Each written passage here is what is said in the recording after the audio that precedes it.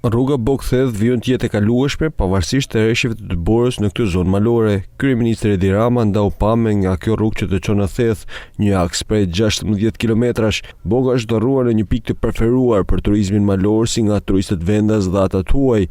Ajo është një piknisje aventurës mes Alpeve shqiptare, të cilat fshehin në xhirin e tyre shtigje magjike që mbeten për të zbuluar nga turistët.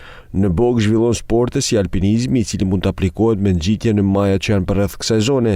Larmia e relievit krijon mundësi për ngjitje alpine të kategorive të ndryshme, si për fillestar ashtu dhe për profesionist. Edhe Thethi, pjesë e Alpeve shqiptare, është kthyer vitet e fundit në një pikë referimi për turizmin e aventurës dhe natyrës, duke tërhequr vizitor vendas dhe huaj që kërkojnë eksperjenca autentike në zemër të maleve.